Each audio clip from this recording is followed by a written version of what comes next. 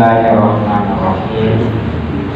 Assalamualaikum warahmatullahi wabarakatuh.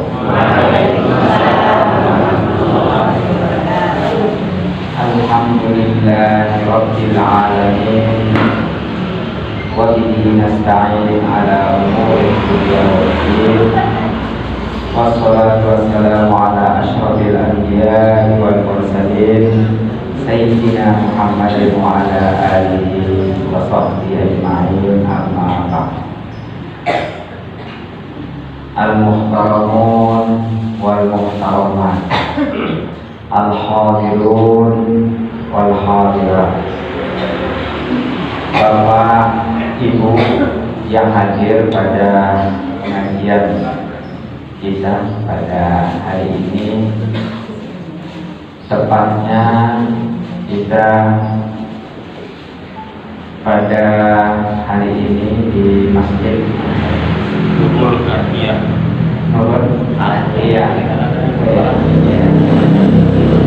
Daripada saya salah tadi, saya tanya beliau, sebab di sana tadi namanya Nurul Falah, di sini Nurul Atiyah. Di sana menampung orang-orang yang beruntung, di sini menampung orang-orang yang bersih dan takwa. Pertama-tama, mari kita selalu bersyukur. Syukur kepada Sang Pencipta, syukur kepada Allah Subhanahu wa Ta'ala, syukur baik dengan lisan, ucapan, maupun dengan amal atau tindakan. Bahkan juga syukur kita dengan hati. Syukur kita kepada Sang Pencipta adalah syukur yang sifatnya tanpa batas, syukur yang sifatnya tak terhingga, sehingga setiap saat itu kita harus bersyukur. Mensyukuri anugerah yang telah diberikan kepada kita, anugerah Allah yang telah kita terima hingga sifatnya tak terhingga, tanpa batas, dan kita juga tidak mampu menghitungnya sudah berapa yang kita terima. Kedua kalinya adalah salawat dan salam kita haturkan kepada junjungan kita Nabi Agung Nabi Muhammad SAW. Beliau adalah seorang Nabi dan Rasul yang diutus di akhir zaman kepada umat manusia secara keseluruhan, kemudian juga membawa agama yang sifatnya universal, artinya untuk umat manusia secara keseluruhan. Mudah-mudahan apa yang telah disampaikan oleh baginda Rasul kepada umatnya dapat kita jadikan pedoman dalam hidup ini, dan juga semoga kita mendapat syafaat beliau di hari kiamat nanti. Amin. Hadirin hadirat yang saya hormati, saya hari ini diminta untuk berbicara tentang bulan Rabiul Awwal.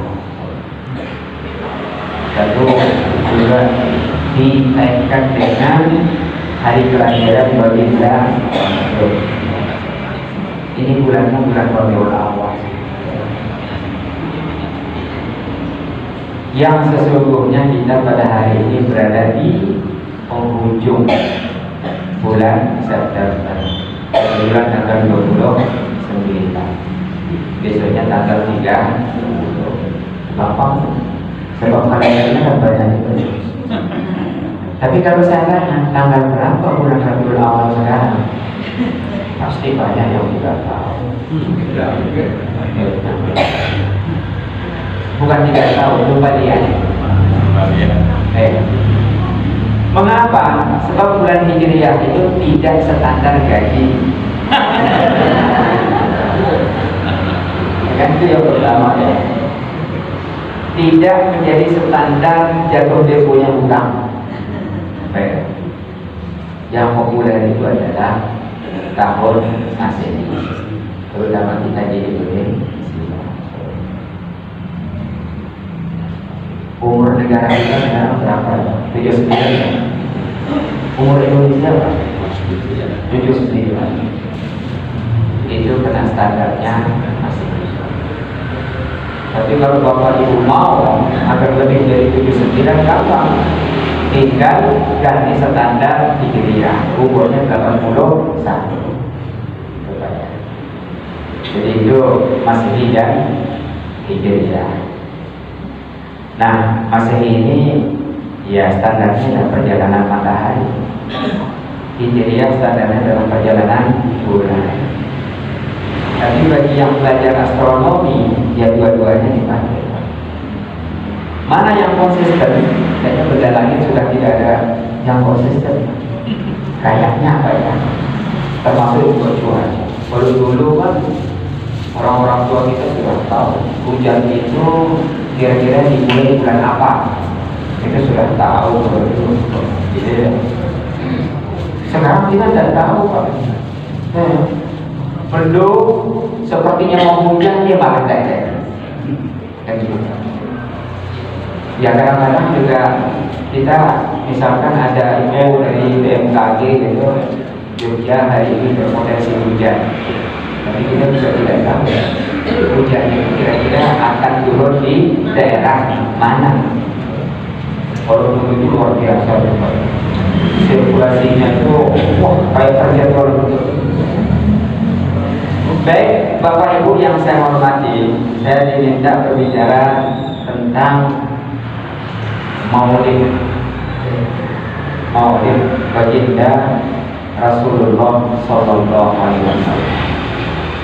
Ini kan kadang-kadang tidak umum, Pak. Apalagi kalau kita berbicara umum,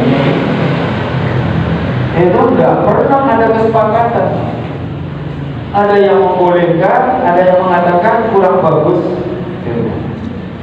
Tapi bagi saya, kalau kaitannya dengan baginda Rasul itu, saya kira semuanya baik. Saya kira semuanya baik. Mau hari ulang tahun kita saja kita rayakan. Dan kadang-kadang kita rayakan dengan cara yang hikmat dan cukup berkualitas. Hari ulang tahun kita Pak. Apalagi hari ulang tahun baginda Rasulullah Sallallahu Alaihi Wasallam. Tentu dengan cara yang berbeda, cara ulang tahun, cara merayakan ulang tahun baginda Rasul, hari kelahiran baginda Nabi itu tentu dengan cara yang berbeda. Sebelum saya fokus pada hikmahnya, saya ingin cerita dulu. 10 tahun yang lalu itu saya diminta oleh saya diundang untuk ceramah tentang Maulid Nabi di Balikpapan. Wah, itu luar biasa. Dari masjid ke masjid itu kan cukup ramai, dan jamaahnya juga tidak sedikit. Saya disuruh seminggu ceramah sampai 1 hari. Kurang 3 kali dalam 1 hari. Paginya jam 8, kemudian setelah jam 2, terus setelah Isya. Senin saya kan bukan penceramah, disuruh ceramah itu ya, tapi kan saya nanti luar biasa. Tapi saya berbicara cara merayakan. Ada satu masjid, saya di pojok sana itu telur itu diaduk, telur dirapikan, ditata bagus. Telur banyak sekali telur yang saya bilang. Lalu saya tanya, pokok sana yang duduk di samping saya. Itu telur itu diapain? Apa kita nanti dikasih satu-satu kan? Enggak, nanti ada perintah dari ketua panitia. Tidak lama kemudian datang panitia dari saya. Jadi intinya, ya Ustaz, kami mohon Ustaz mendoakan telur itu. Jadi telur itu kita doakan. Untuk apa? Gitu ya. Telur itu bukan didoakan, tapi tinggal dimakan kan? Oh enggak. Ini kita doakan. Semoga lantas. Jadi kita akan diputar. Masing-masing beli ya minimal satu. Tapi harganya tak terbatas. Bisa saja satu telur itu 10.000, tapi bisa 100, bisa 200, bisa juga lebih, mungkin 500. Nah, mulai saya katakan itu. Karena saya ada bawa dokter. Kalau telur itu nanti di depan saya kan, masa mendoakan lalu gak beli kan? Orang dia makan kan, tapi itu mendoa apa, tapi kok malah gak beli. Lalu kemudian saya tanya ke ini yang belum saya itu, Pak, saya ada bawa dokter, kenapa? Saya sudah siap. Terus saya disiapkan untuk beli berapa? Tidak usah mahal-mahal kalau Bapak. 100.000 saja. Satu telur. Satu. Iya. Cuma 100.000. Ya saya pun tidak apa-apa. Yang penting beli. Kalau tidak beli nanti saya mendoakan kan repot. Nah, begitu telur itu diedarkan itu ternyata banyak sekali. Dan saya selalu beri sampai habis, bahkan jadi rebutan. Kan tidak tahu apakah itu tradisi di Makassar atau dari mana saja. Lalu di ujung acara lalu diumumkan, alhamdulillah telur yang kita edarkan semuanya laku, dan kita sudah menerima bayaran dari telur itu. Wah, gede Pak bayarannya, artinya kayaknya jutaan gitu. Mungkin yang punya duit itu akan beli satu telur 500.000 kan. Lalu setelah itu alhamdulillah ini masuk bekas masjid, bisa untuk renovasi, bisa juga untuk biaya kebersihan. Luar biasa. Tapi konteksnya adalah mau beli. Pertanyaannya, salahkah itu? Tentu tidak. Sebab itu adalah tradisi.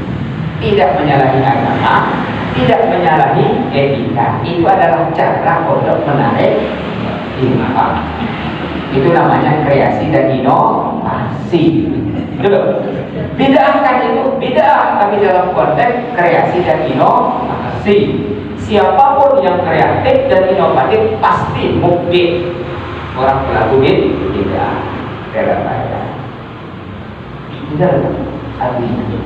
Jadi maulid itu bid'ah dalam arti kreatif dan inovasi.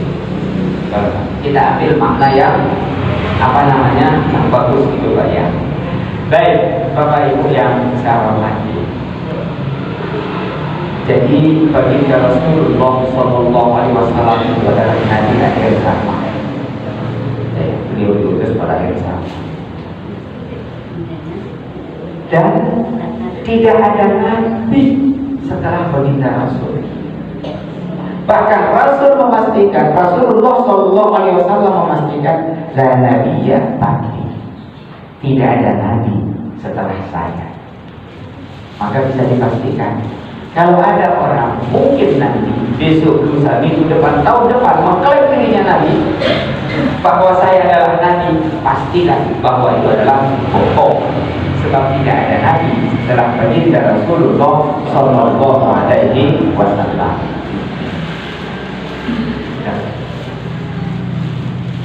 Nanti orang juga bertanya, kalau setelah nabi-nabi terdahulu itu kan banyak sekali nabi, mengapa setelah Nabi Muhammad itu tidak ada nabi? Jawabannya bahwa mukjizat yang dibawa oleh baginda Rasulullah Sallallahu Alaihi Wasallam itu tidak ada tandingannya dengan mukjizat-mukjizat yang telah diberikan kepada nabi-nabi terdahulu. Jadi mukjizat yang diterima oleh nabi-nabi terdahulu itu tidak setara dengan mukjizat yang diterima oleh baginda Rasulullah Sallallahu Alaihi Wasallam. Mengapa? Karena mukjizat yang diterima oleh para nabi terdahulu itu bisa saja ceritanya dalam riwayat sejarah. Misalkan Nabi Isa bisa menghidupkan orang mati. Selesai. Hanya bisa kita ceritakan. Nabi Musa mengukur laut menjadi jalan tol. Oh, hebat kami. Nabi Musa mengukur laut jadi tol, Pak. Kalau kita ini kan buat tol itu pusing, Pak. Ya, jadi pinjaman di mana dan lain-lain kan. Tapi kalau Nabi Musa tinggal ukur, selesai, Pak. Itu hanya bisa kita ceritakan. Demikian pula kitab yang diterima oleh para nabi terdahulu itu sudah selesai. Taurat, sudah bisa kita ceritakan bahwa baginda Nabi Isa pernah menerima kitab suci yang disebut dengan Taurat, itu selesai. Demikian pula kitab yang lain, Injil misalkan, itu sudah selesai. Tetapi kalau yang diterima oleh baginda Nabi adalah baginda Nabi kita, Nabi Muhammad SAW berupa Al-Quran, ini mukjizat yang amat sangat luar biasa. Inilah kitab yang mengandung hidayah yang tidak tertandingi oleh kitab-kitab yang jadi dikira Al-Quran sederhana, tidak itu. Kita saja yang meremehkan. Kalau tanda kutip kok, mungkin pernah saya sebut ya minggu kemarin, kita saja yang salah. Di mana ada kesalahan kita? TPA di masjid, mungkin gurunya bisa bapak, bisa ibu. Lalu pernah nggak kita mendorong anak kita agar belajar Al-Quran di masjid? Andai kan ada itu orang yang takwa banget, yang yakin lagi. Apalagi mau ini gurunya, misalkan takmir minta kita untuk iuran 50.000 per bulan untuk guru TPA, pasti keberatan. Pasti keberatan. Oh, masalah agama kok itu apa namanya, boleh ongkos itu pasti berapa. Tapi ketika anak kita itu kita kursus untuk musik biola, semahal apapun pasti dibayar. Saya tidak mengatakan matematika. Kalau matematika memang ilmu dari Allah, ya musik juga. Tapi ketika anak kita itu belajar musik biola, matematika, pasti itu dibela-belain, Pak. Padahal bayarannya 1 juta. Kenapa? Karena harapan kita anak kita ini menjadi artis. Kalau sudah jadi artis, sekali tampil ratusan juta. Ya enggak kira-kira, Bu? Ya enggak kira-kira? Bapak-bapak juga iya. Mengapa cara berpikir kita seperti itu? Karena kita muka syai'in, sudah mengkonversi diri menjadi benda, sehingga yang berharga dalam diri kita itu adalah uang. Setiap saat kita berpikir tentang uang, kita selalu mencari rezeki di permukaan bumi ini hanya untuk kepentingan keduniaan kita. Lalu akhiratnya kemana? Bapak Ibu yang saya hormati, Nabi kita itu Nabi kita tidak ada tahunnya, tahun Hijriah, tahun Masehinya ada. tapi lebih dikenal dengan apa yang disebut dengan tahun gajah. Amul fil, tahu gajah. Kan Bapak Ibu kan sudah tahu kan kalau namanya gajah. Orang Arab juga tahu gajah. Kalau makhluk belum tentu. Sebab ini ada kesesuaiannya dengan peristiwa-peristiwa. Jadi tahun gajah. Mengapa disebut tahun gajah? Ada pasukan dari Habsyah yang dipimpin oleh seorang jenderal namanya Abraha. Mungkin ya dekat-dekat Ethiopia itu. Sekarang mungkin negaranya sudah tidak maju. Tapi kalau dulu itu tidak, dia memimpin pasukan gajah datang ke Mekah. Tujuannya datang ke Mekah itu adalah pertama untuk menundukkan bangsa Arab, Quraisy. Kemudian bagaimana dia itu bisa menghancurkan Ka'bah agar Ka'bah ini jangan menjadi daya tarik bagi wisatawan lah dalam tanda kutip. Karena Mekah itu secara ekonomi luar biasa. Mengapa luar biasa? Pertama karena adanya Ka'bah tersebut. Ini luar biasa. Dan disebutkan di dalam Al-Quran. Nah, Abraham itu mulai masuk, ya. Lalu dengan membuat propaganda, siapa tahu ada di antara orang Arab ini yang bisa diajak membelok dari komunitasnya, gitu kan, lalu berpihak kepada kita sehingga penghancuran terhadap Ka'bah itu bisa lebih cepat. Singkat cerita, tentu tokoh-tokoh Arab juga dalam tanda kutip ketat sekali. Sebab ini ada pasukan yang akan membesarkan. Singkat cerita, sampailah itu kepada Abdul Muttalib, kakek dari baginda Rasulullah Sallallahu Alaihi Wasallam. Lalu Abraham datang. Dia mengatakan mau menundukkan bangsa Quraisy. Yang kedua mau menghancurkan Ka'bah. Ya secara saja dia menjawab, kalau menundukkan bangsa Quraisy tentu kami tidak tinggal diam, sebab pasti bela diri Pak. Kan? Seperti kita dijajah oleh Belanda kan bela diri Pak, dijajah oleh Jepang bela. Tapi kalau Anda ingin menghancurkan Ka'bah ini, ada yang punya, yaitu Allah Subhanahu wa Ta'ala. Maka kemudian secara singkat, mereka dirudal oleh pasukan burung Al-Fatih. Masing-masing burung membawa 3 bom kecil tadi Pak, tidak seperti bom sekarang. Masing-masing burung itu ya, menjatuhkan bom tepat sasaran. Jadi satu bom untuk satu orang, berarti satu burung bisa membunuh 3 orang. Nah, peristiwa besar ini, peristiwa besar ini menurut sebagian ulama atau bahkan menurut para ulama ada kaitannya dengan kelahiran baginda Rasulullah Sallallahu Alaihi Wasallam. Apa kaitannya? Agar kita ingat, agar orang Arab ini mulai membuat tahu. Dan akhirnya apa yang terjadi? Kalau ada pertanyaan, kapan Rasulullah kira-kira? Jawabannya tahun gajah. Tahun gajah.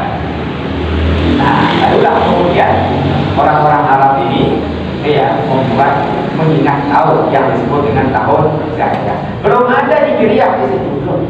Tetapi orang Arab yang tidak terbiasa dengan tahun itu gampang sekali mengingat kelahiran baginda Rasulullah. Mereka menyebutnya dalam tahun gajah.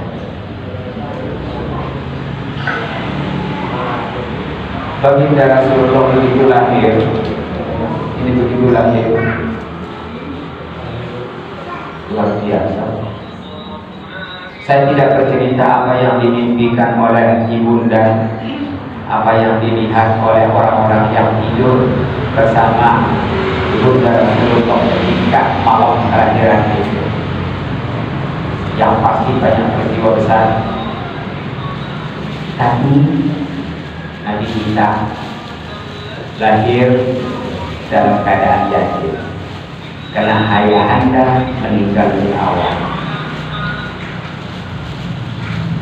Kemudian begitu dilahirkan, tidak lama kemudian ibunda pun meninggal dunia. Setelah itu beliau dipelihara oleh kakek Abdul Muttalib. Tidak lama kemudian pun juga meninggal dunia. Lalu apa yang dilakukan oleh Nabi kita? Ada yang menarik. Nabi kita mengembala apa ya?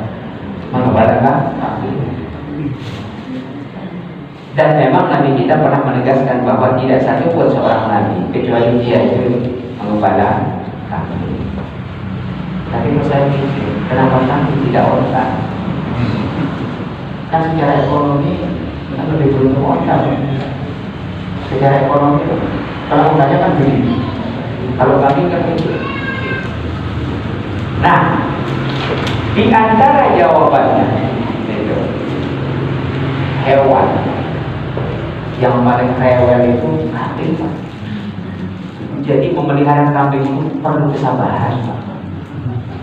Kalau kambing ini mau diajak melewati sungai pasti mudah digendong. Terutama kambing jauh. Itu ya hanya kambing-kambing yang biasa lah, yang kita bukan kayak kita yang mungkin di sini baginda Rasul itu masuk pada fase pendidikan agar bisa sabar, gitu ya. Sebab nanti akan diberikan tanggung jawab yang lebih besar, yaitu mengopeni umat. Tapi sisi lainnya adalah juga sisi ekonomi.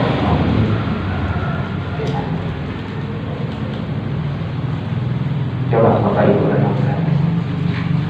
Kalau kita lihat sekilas, kehidupan ini harus dilatih mandiri sejak awal. Harus dilatih mandiri. Persoalannya kita kalau saya pakai istilah orang yang asli ini, kan jarang latih anak kita mandiri supaya bahkan sampai menikah saja masih menjadi sambung pada orang tua. Kenapa? Sebab kita tidak pernah melatihnya secara mandiri sejak kecil. Sakit. Jangan berpikir orang tua. Kenapa ya? Sementara orang-orang Arab tidak hanya dulu, tapi juga sekarang itu sudah dilatih mandiri. Dan dia mengembala kambing pada saat itu juga saya kira bukan hanya Rasulullah, mungkin saja juga orang-orang yang lain, karena memang mengembala itu adalah salah satu cara untuk produksi, artinya salah satu cara untuk mencari uang. Nah sekarang kita tarik. Nanti saya akan baca ayat ini dan kedua itu. Sebab ayat ini penting. Sebelum ke situ, yang kedua, baginda Rasulullah SAW itu adalah berdagang. Jadi beliau diajak oleh pamannya Abu Thalib itu berdagang. Berdagangnya kemana? Ke Damaskus. Sampai beliau itu didengar oleh masyarakat umum bahwa beliau itu adalah sangat amanah dalam berdagang itu. Disitulah kemudian berita baik ini didengar oleh Sayyidah Khadijah. Kalau bahasa kita Siti Khadijah. Coba ibu tahu nggak kenapa Siti? Tidak Jawa. Istilah Sayyidah itu kan kemana-mana. Pertama dia ke Maroko, Afrika. Dari Maroko kemudian dia turun masuk ke daerah Patani, gitu kan. Sayyidah sudah menjadi siti. Lalu dari Patani masuk dia ke Indonesia, terus masuk ke Pulau Jawa, siti betul. Kalau sudah di Indonesia, sudah banyak istilah-istilah Arab yang berubah. Mau Bapak Ibu contoh lain? Bisa. Contoh lain, Sunan Kalijaga. Sering diartikan Sunan penjaga kali. Dulu kan ada dia ya. Sunan penjaga kali. Kalijaga. Sunan penjaga kali. Padahal saya tidak mengingkari ini, mungkin saja seperti itu, tapi ada pendapat lain. Kali itu kan sebetulnya kopi, tetapi kena lisan Nusantara. Saya tidak mengatakan lisan Jawa loh. Karena di tempat saya juga begitu, banyak itu perubahan penyebutan itu. Kali itu asalnya kopi, tapi kita di Nusantara tidak bisa menyebut kopi, apalagi bot, angin. Gak tahu, terlalu banyak makan cabai atau tidak, sehingga kopi disebutkan kali. Kemudian jaga itu asal katanya raka,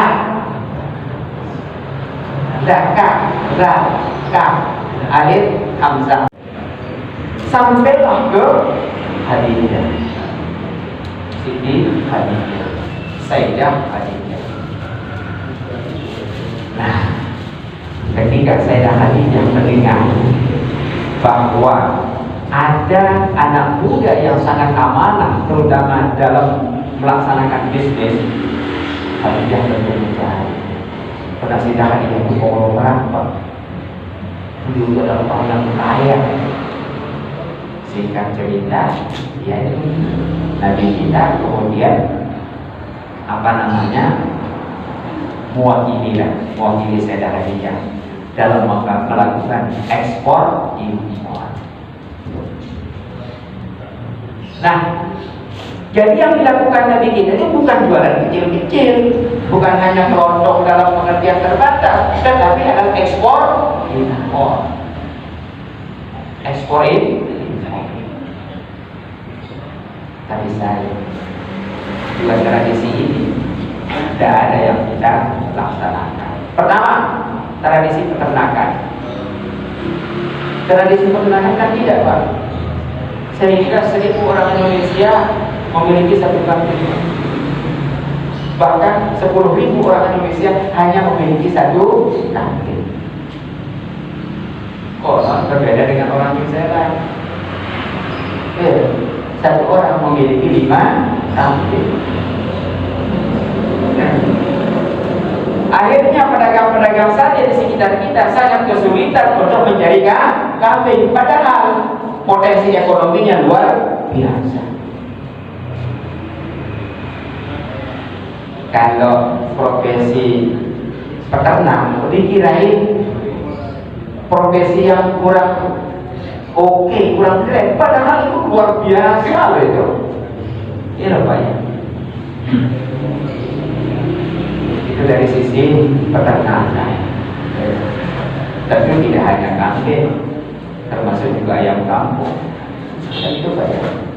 Dikirain pedagang sate tidak kesulitan mencari masakan kambing. Sulit.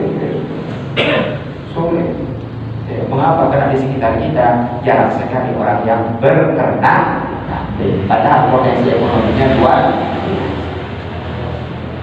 Ini pelajaran yang perlu kita. Yang kedua, pedagang. Oke, jarang kita pedagang.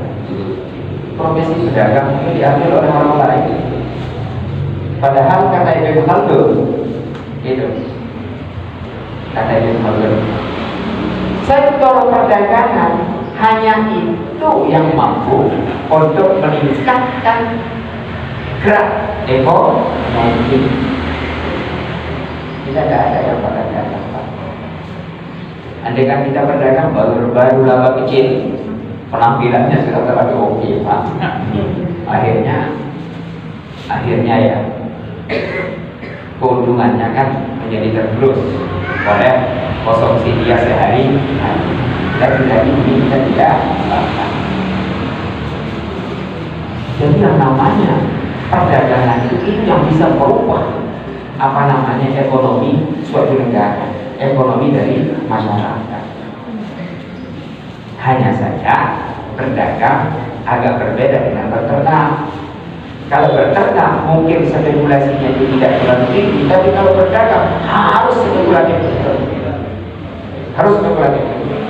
Ambil barang di Jawa Barat untuk dijual di Jawa Timur tentu berpikir bisa nabatan. Makanya pedagang itu harus berpikir 24 jam. Nah, kita kembali kepada surat Al-Quraisy, ila bi Quraisy ila bihim rihlatas syita'i was-sayf. Ayat yang pertama ini menggambarkan betapa tradisi ekspor impor yang dilakukan oleh bangsa Arab saat itu. Rihlatas syita was-sayf, dia bepergian pada waktu musim dingin dan waktu musim panas. Artinya musim dingin dan musim panas itu akan menentukan barang yang dia jual dan barang yang akan dia beli. Jadi dia pergi menjual, kemudian dia kembali bawa barang lagi. Jadi di situ ada kegiatan ekspor impor. Nanti lagi dia bisa lemah. Ini saya tidak berbicara kampung, tapi ekspor impor kita itu lemah. Makanya petani kita itu kurang beruntung. Musim rambutan, ini musim rambutan kita dipaksa makan 1 kilo per orang. Kan tidak habis, Pak, paling sakit perut. Dipaksa, Pak, untuk makan 1 orang 1 kilo. Mengapa tidak berpikir untuk mengekspor? Di Mekah itu ada rambutan dalam tanah, ada kacang dalam tanah, ada nanas dalam tanah, ada juga buah-buahan, bahkan kelapa muda ada dalam tanah. Tapi semuanya tidak ada dari Indonesia. Itu datang dari negara lain. Kenapa Indonesia tidak berpikir seperti itu? Jelas kan? Kenapa kita tidak kaya-kaya? Karena tidak bisa jualan. Kan kita tidak kaya-kaya karena tidak bisa jual. Tapi kalau negara lainnya mau jual, coba kalau orang haji, apalagi yang hajinya tak mantuk, minimal nyembelih dan pertanyaannya, kambing dari mana itu? Apa ada kambing dari Indonesia? Tidak ada. Paling kambing Australia atau kambing New Zealand, gagal juga dalam peternakan. Itu loh yang membuat kita tidak kaya-kaya. Rihlatas syita'i was-sayf. Jadi karena bangsa ini dibuatnya saling bergantung, gitu, saling bergantung. Di Arab Saudi, saya kira salah foto tidak ada. Itu, andaikan dia nanam juga mungkin takut durinya, Pak. Yang salah foto kan ada di Sleman. Tetapi kenapa salah foto tidak ditanamkan lalu gede? Jadi apa namanya pelajaran yang bisa kita petik dari peristiwa-peristiwa yang berkaitan dengan kelahiran Nabi kita. Rihlatas syita'i was-sayf. Falyabudu rabb hadzal bait. Tapi sebelum ke ayat ini, Rihlatas syita'i was-sayf itu ada buku yang menjelaskan bahwa Allah secara tidak langsung menyuruh kita untuk memerintahkan kepada kita untuk membuat departemen perdagangan.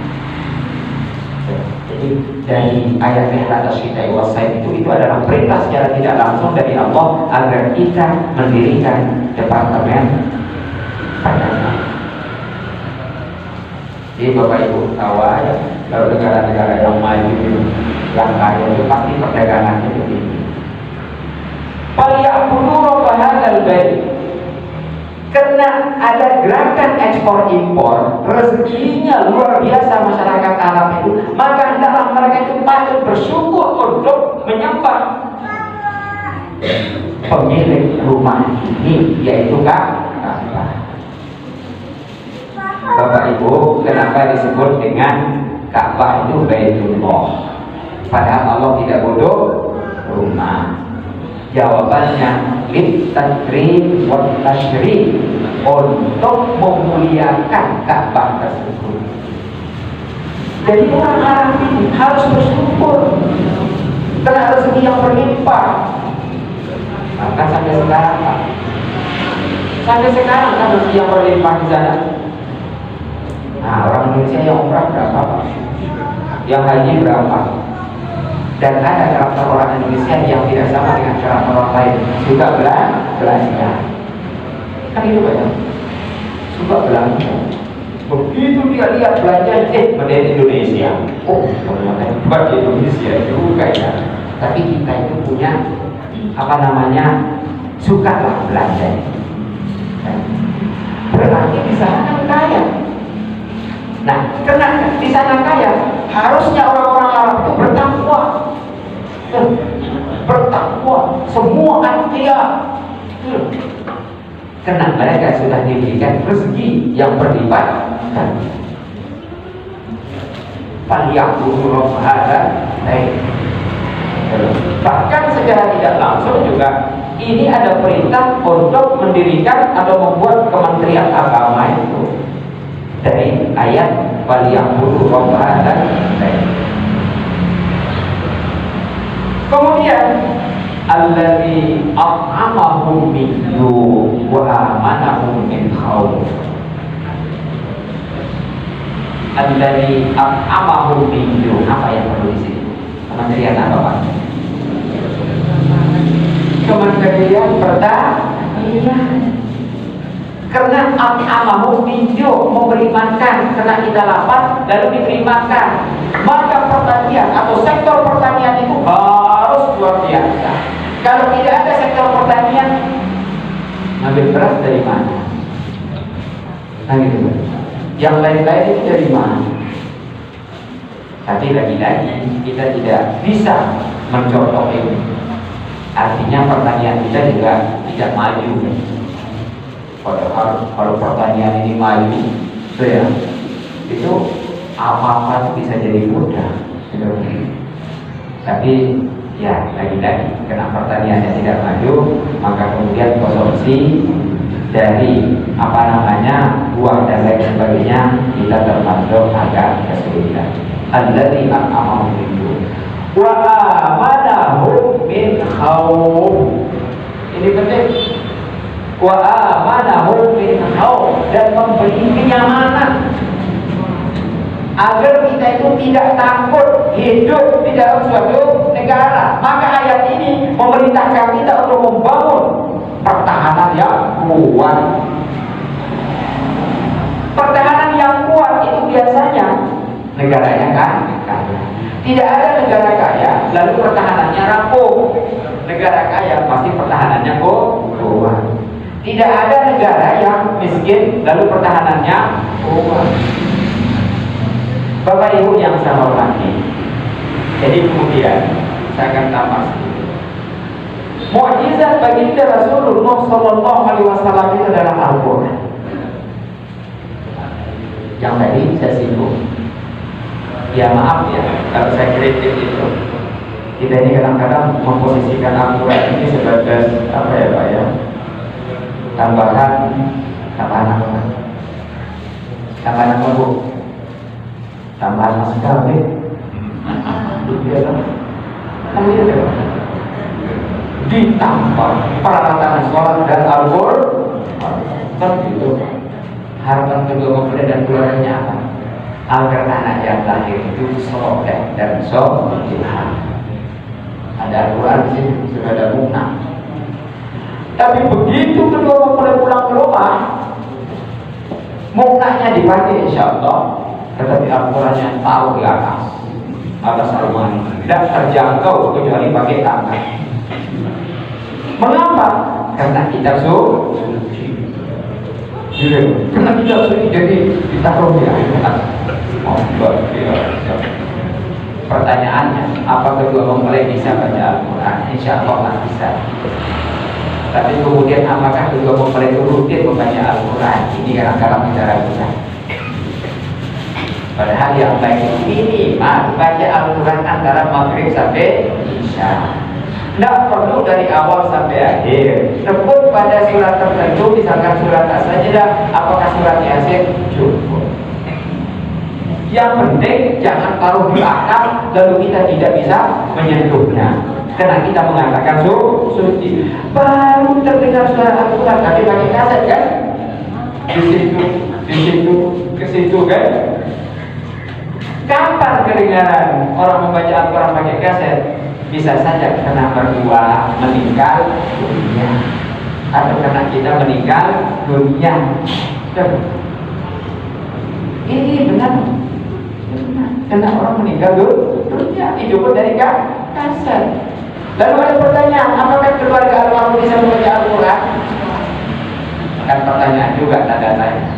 Apakah keluarga almarhum rutin membaca Al-Quran? Itu tanda tanya juga. Bahkan pertanyaan yang paling nakal dalam tanda kutip, apakah almarhum juga bisa membaca Al-Quran atau sering membaca Al-Quran? Padahal mukjizat baginda Rasul Al-Quran adalah mukjizat yang luar biasa. Dia tidak sama dengan kitab-kitab suci sebelumnya. Dia itu adalah menjadi sumber ilmu pengetahuan. Lalu pertanyaannya, seberapa banyak kandungan Al-Quran terhadap ilmu pengetahuan?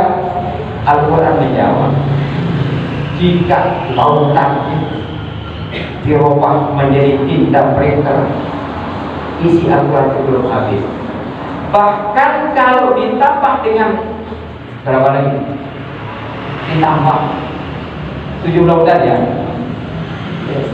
Isi Al-Quran itu belum habis. Itu maksud saya, bahwa baginda Nabi dapat mukjizat yang amat sangat luar biasa, tidak setara dengan mukjizat para nabi terdahulu. Oleh karena itu, mengapa tidak ada nabi setelah Nabi Muhammad? Karena Al-Quran jauh lebih penting daripada kenabian.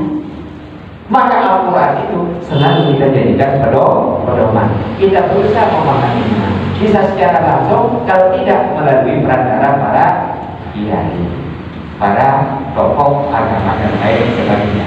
Kalau kita berpegang pada Al-Quran, insya Allah kita hidup selamat. Dan itu banyak, tidak usah banyak-banyak ceramahnya bu. Saya khawatir kalau ibu ada udangan mantel juga. Makanya di Wedomartan itu pasti mulainya jam 6 dan selesai jam 7.30, sehingga gotong royong yang dirancang oleh Pak Dukuh atau Pak RT itu tidak terganggu. Sekian juga. Ya, saya tidak tahu kalau ada yang mau bertanya juga, mungkin Bapak bisa memberikan kesempatan, misalkan 1 atau 2. Saya kira bagus. Ini masih belum jam 9. Ya, silakan. Bapak Ibu, kira-kira silakan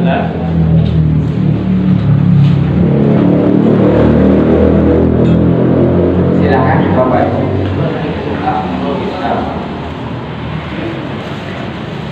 Assalamualaikum warahmatullahi wabarakatuh. Pak Kiai, namun angen-angen itu. Kalau pribadi, kalau namun dimonatorakan mukjizat Nabi yang dulu dengan mukjizat Nabi Muhammad sangat berbeda sekali. Karena Nabi Muhammad yaitu berupa Al-Quran. Dan pertanyaannya saya itu kadang-kadang ngangen-ngangen, bagaimana seandainya kita itu tahu artinya atau maksudnya seperti tadi, berarti perlu ada suatu kajian tafsir Al-Quran apa ya, mungkin dari drama atau mungkin pertemuan. Ini hanya angen-angen saja. Ini mogok pengurus dari itu, atau mungkin bagaimana agar kita bisa memanfaatkan Al-Quran ini dengan memahami benar kandungan Al-Quran. Wassalamualaikum warahmatullahi wabarakatuh. Itu bukan pertanyaan sebetulnya. Dia itu minta kepada ketua IPH Mino Martani untuk membuat kajian Al-Quran. Kan gitu Pak? Kira-kira seperti itu aja. Jadi begini Pak. Jadi Al-Quran ini kan membacanya satu huruf saja itu dapat 10 pahala Pak. Dalam hadis disebutkan, saya tidak mengatakan alif lam mim hakun. Jadi alif lam mim hakun itu alif lam bukan satu huruf, tetapi alifun hakun, lamun hakun, wa mimun hakun. Alifnya satu huruf, lamnya satu huruf, mimnya satu huruf. Kalau masing-masing huruf itu dapat 10 pahala, berarti 20 pahala. Itu luar biasa Al-Quran. Nah, apa maksud saya di sini? Bagaimana harus Al-Quran itu melengkapi? Melengkapi. Tidak harus Bapak Ibu belajar Al-Quran sehingga menjadi ori dan korea. Itu tidak akan yang benar. Ori dan korea. Tetapi kita perlu selalu secara rutin membaca Al-Quran itu, tentu membaca ayat-ayat yang kita bisa. Misalkan apakah kita itu hanya membaca mulai dari Sabbi Isma Rabbikal A'la saja, yang penting kita baca. Yang penting kita baca. Bapak Ibu bisa saja punya amalan. Ibu ini surat Al-Waqiah, ibu ini surat As-Sajdah, ibu ini surat Al-Mulk. Itu saja. Itu untuk kita yang sudah tidak punya waktu untuk belajar. Tapi kalau untuk anak kita, ya apalagi mulai dari usia kita, ini kita serahkan kepada guru untuk membaca Al-Quran. Jadi tadi itu bukan maksud ibu harus bisa membaca apa jadi ori dan korea sehingga nanti ikut pertandingan dimanapun kita bukan. Bahkan kita itu tekun mengamalkan surat Al-Ikhlas per hari 100 cukup daripada kita tidak pernah sama sekali membaca Al-Quran. Jadi nanti Bapak Ibu itu perlu komitmen. Komitmen kepada siapa? Komitmen terhadap diri sendiri. Pokoknya mulai nanti malam saya akan sering membaca surat Al-Waqiah. Syukur nanti membaca itu Al-Quran yang ada artinya. Ketika Bapak Ibu misalkan tidak nyambung baca, oh seperti itu maksudnya. Ini penting. Ya, penting untuk membangun kebiasaan membaca Al-Quran. Jadi itu ya Bapak Ibu kita yang sudah tua-tua ini, ya perlu ada surat tertentu untuk kita amalkan. Tapi untuk anak kita harus lebih pintar, lebih bisa dari kita. Nah, kehebatannya kemudian kita rajin membaca Al-Quran. Anak kita bisa membaca Al-Quran, nanti pahalanya itu mengalir. Makanya di dalam hadis disebutkan idza mata ibnu Adam in qata amalu illa min thalath. Apabila anak Adam ini meninggal dunia, seluruh amal perbuatannya terputus kecuali dari 3 hal. Pertama, ilmu yang bermanfaat. Ilmu yang bermanfaat. Jadi mungkin Bapak Ibu pernah mengajarkan siapa atau pernah jadi guru, entah ilmunya apa, termasuk ilmu pertanian dan peternakan, itu bisa dilaksanakan oleh orang yang hidup sementara kita sudah meninggal dunia, itu mengalir. Nah, lalu kemudian apa namanya, waladun soleh yad'ulah, anak soleh. Karena anak soleh yang ditinggal itu kan apa namanya, kreatif. Di mana untuk kreatifnya? Yuk yasin aja. Waktu mau apa? Ya, kok ibu saya yang sudah meninggal? Istilahnya dia Makanya selalu saya sampaikan kalau ada orang jangan tanya saya sampai atau tidak. Itu bukan urusan saya, kan? Urusan kita mendidik, urusan menerima adalah urusan Allah Subhanahu wa Ta'ala. Tapi anak yang soleh selalu berpikir yang bagus, kan? Ngajak orang membaca Yasin. Kalau orang durhaka kan enggak. Makanya waladun soleh itulah yang bisa apa namanya, ya membantu orang tuanya yang sudah meninggal. Tentu yang lainnya sedang takut ya. Ini luar biasa Ramadan jariah. Ada di antara kita mungkin dulu itu ya masukkan infak ke masjid ini jadi cakar ayamnya. Itu pahalanya luar biasa itu. Sebab cakar ayamnya kan tidak pernah apa namanya, tidak pernah berakhir itu kecuali runtuh semua, kan?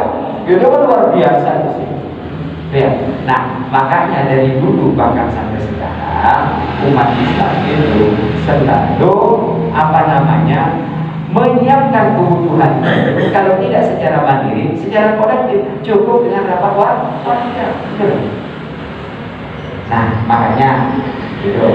Kalau ada teman-teman dari Saudi itu nanya ke saya, apa istimewaannya orang Indonesia Muslim? Oh banyak, saya bilang. Istimewa orang Indonesia itu banyak. Pertama, sabar. Sabar itu orang Indonesia. Hidup dalam tidak berkecukupan, sabar. Kalau biasa dong, sabar. Mencari sarapan, dapatnya makan siang, sabar. Ada yang berontak, Pak? Sabar. Kan itu satu. Kedua, orang Indonesia ini cita-citanya itu dua. Pertama pergi haji, kedua membangun masjid. Baru saja Mandela, ini baru Mandela. Lalu dia garap lahan untuk nanam kopi atau sawit. Apa doanya saya bilang? Semoga kopi ini atau sawit ini berbuah dan berharga nanti untuk haji. Itu luar biasa kan? Orang Indonesia itu pahala semua loh. Walaupun nanti tidak sempat haji karena faktor lain. Nah, Anda kalau pergi haji kan dekat, biayanya kan tidak banyak. Kan cita-cita digalai sudah cukup. Orang Indonesia cita-cita haji kadang-kadang 50 tahun baru sampai. Bisa dibayangkan selama 50 tahun itu dia sudah dapat pahala. Itu, ini keunggulan kita loh. Ini bukan sombong, fakta. Ini kalau ada teman-teman dari sana ada penanya ke saya. Ada lagi keunggulan ketiga. Sampai pernah tidak bangun masjid? Jawabannya pernah kalau tidak sendiri atau dibangunkan oleh pemerintah, kan?